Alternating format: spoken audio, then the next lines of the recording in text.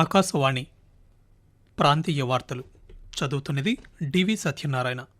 ముఖ్యాంశాలు: ఉచిత ఇసుక విధానంలో అక్రమాలకు పాల్పడితే కఠిన చర్యలు తప్పవని రాష్ట్ర పురపాలక శాఖ మంత్రి పొంగూరు నారాయణ హెచ్చరించారు. రాష్ట్ర హైకోర్టులో ఇటీవల నియమితులైన 3 అదనపు న్యాయమూర్తులు ఈరోజు ప్రమాణ స్వీకారం చేశారు. అమెరికా పర్యటనలో ఉన్న రాష్ట్ర ఐటీ శాఖ మంత్రి నారా లోకేష్ ఈరోజు పలు వాణిజ్య సంస్థల ప్రతినిధులతో సమావేశమయ్యారు.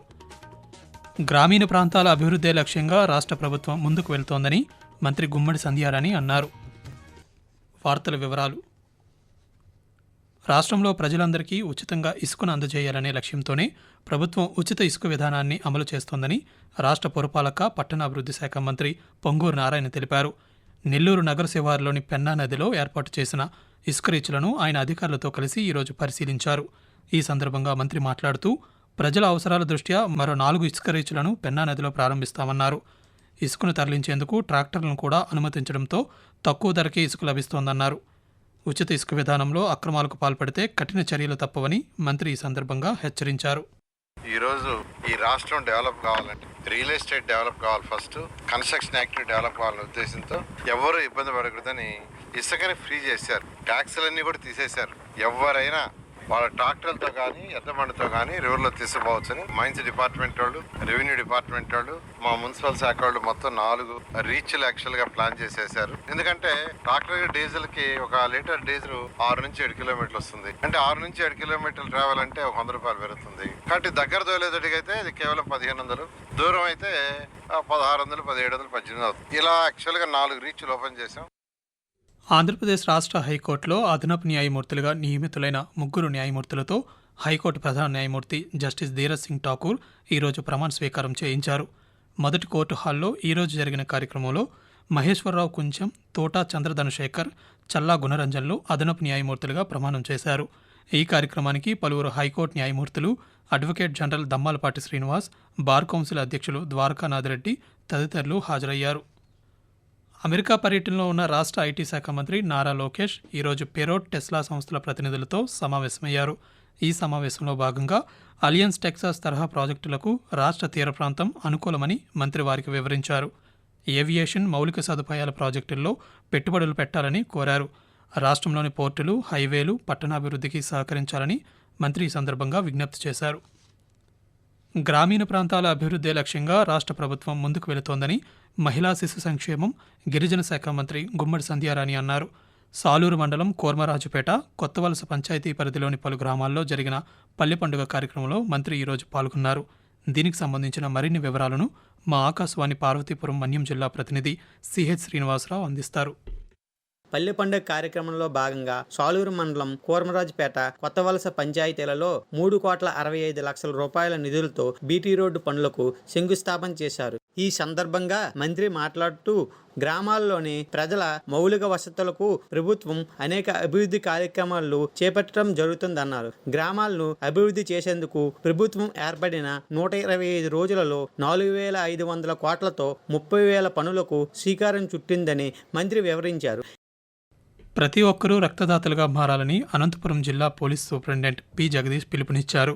పోలీస్ అమరవీరుల వారోత్సవాల్లో భాగంగా జిల్లా పోలీస్ కార్యాలయంలో ఈరోజు రక్తదాన శిబిరాన్ని ఆయన ప్రారంభించారు. ఈ సందర్భంగా ఎస్పీ మాట్లాడుతూ, వారం రోజుల పాటు జిల్లా వ్యాప్తంగా వివిధ సేవా కార్యక్రమాలను నిర్వహిస్తున్నామన్నారు. అదేవిధంగా సైబర్ క్రైమ్ తదితర అంశాలపై అవగాహన కార్యక్రమాలు కూడా నిర్వహిస్తున్నామని తెలిపారు. ఈ సందర్భంగా రక్తదాన శిబిరంలో పలువురు పోలీస్ అధికారులు, సిబ్బంది పాల్గొని రక్తదానం చేశారు. ఖరీఫ్ సీజన్లో ధాన్యం సేకరణకు పశ్చిమ గోదావరి జిల్లాలో 368 రైతు సేవా కేంద్రాలను ఏర్పాటు చేయనున్నామని ఆ జిల్లా సంయుక్త కలెక్టర్ టి రాహుల్ కుమార్ రెడ్డి తెలిపారు. తాడేపల్లిగూడెంలో ఈరోజు ఆయన మాట్లాడుతూ, జిల్లాలో మొట్టమొదటి ధాన్యం కొనుగోలు కేంద్రాన్ని రేపు పెద్ద తాడేపల్లిలో ప్రారంభించనున్నామని తెలిపారు. ఇప్పటికే జిల్లాలో 1 కోటి గోనె సంచులను సిద్ధం చేశామని, ధాన్యం కొనుగోలు కేంద్రాలకు 30 లక్షల సంచులను పంపిణీ చేశామని వివరించారు. దీంతో పాటు ధాన్యం తరలించే 1,700 వాహనాలకు జీపీఎస్ సిస్టమ్ను అమర్చామని వెల్లడించారు. ఆకాశవాణి ప్రాంతీయ వార్తలు వింటున్నారు.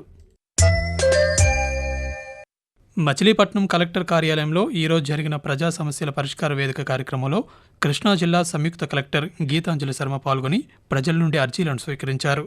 అనంతరం ఆమె మాట్లాడుతూ, ప్రజల నుండి ఫిర్యాదులను స్వీకరించి వర్చువల్ విధానంలో అర్జీలను పరిష్కరించాలని అధికారులను ఆదేశించారు.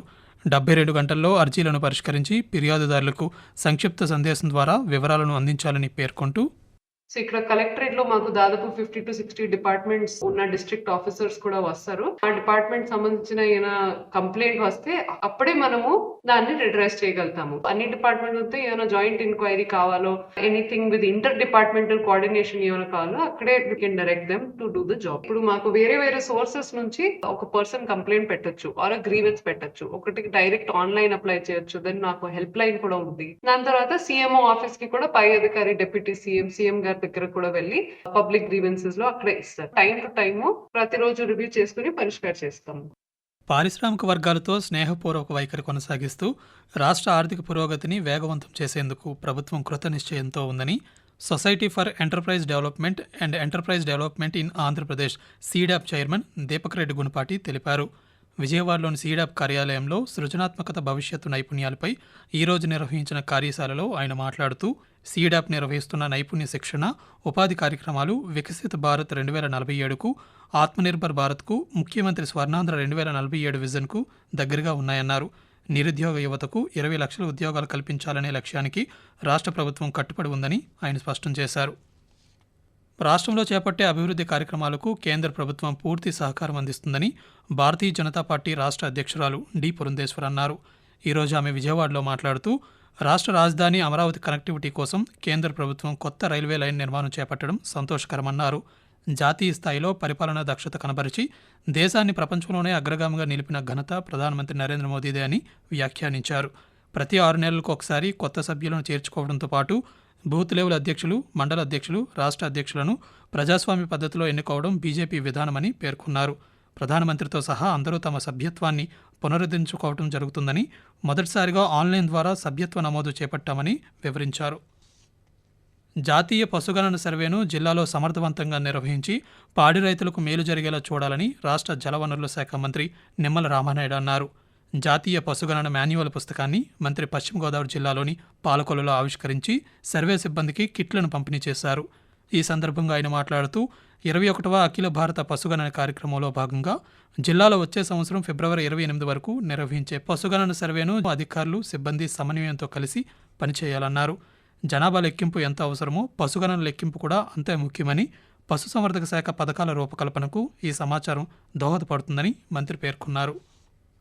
All India civil services tournament పోటీల్లో జిల్లాలోని అధికారులు, సిబ్బంది పాల్గొనాలని అల్లూరు సీతారామరాజు జిల్లా కలెక్టర్, జిల్లా క్రీడా ప్రాధికార సంస్థ చైర్మన్ ఏఎస్ దినేష్ కుమార్ విజ్ఞప్తి చేశారు. ఈరోజు ఆయన పాడేరులో మాట్లాడుతూ రేపటి నుండి 2 రోజుల పాటు ఎంపిక ప్రక్రియ జరుగుతుందన్నారు. జిల్లా స్థాయిలో ఎంపికైన వారు నవంబర్ 6 నుండి 11వ తేదీ వరకు విజయవాడలో జరిగే పోటీలలో పాల్గొని రాష్ట్ర స్థాయి పోటీలకు ఎంపిక కావాలని ఆకాంక్షించారు. రాష్ట్ర క్రీడా ప్రాధికార సంస్థ నిర్ణయించిన 18 క్రీడాంశాల్లో పోటీలు జరుగుతున్నాయన్నారు. తిరుపతి జిల్లా శ్రీనివాస మంగాపురం శ్రీ కళ్యాణ వెంకటేశ్వర స్వామివారి ఆలయ పవిత్రోత్సవాలు ఈరోజు శాస్త్రోక్తంగా ప్రారంభమయ్యాయి. ఈ సందర్భంగా ఉదయం శ్రీదేవి, భూదేవి సమేత శ్రీ కళ్యాణ వెంకటేశ్వర స్వామి వాళ్లను యాగశాలకు ఆహ్వానించి వైదిక కార్యక్రమాల్లో భాగంగా పుణ్యాహవచనం, పంచగవ్యారాధన, రక్షాబంధనం తదితర కార్యక్రమాలను నిర్వహించారు. ప్రాంతీయ వార్తలు ముగించే ముందు ముఖ్య అంశాలు మరోసారి. ఉచిత ఇసుక విధానంలో అక్రమాలకు పాల్పడితే కఠిన చర్యలు తప్పవని రాష్ట్ర పురపాలక శాఖ మంత్రి పొంగూరు నారాయణ హెచ్చరించారు. రాష్ట్ర హైకోర్టులో ఇటీవల నియమితులైన 3 అదనపు న్యాయమూర్తులు ఈరోజు ప్రమాణ స్వీకారం చేశారు.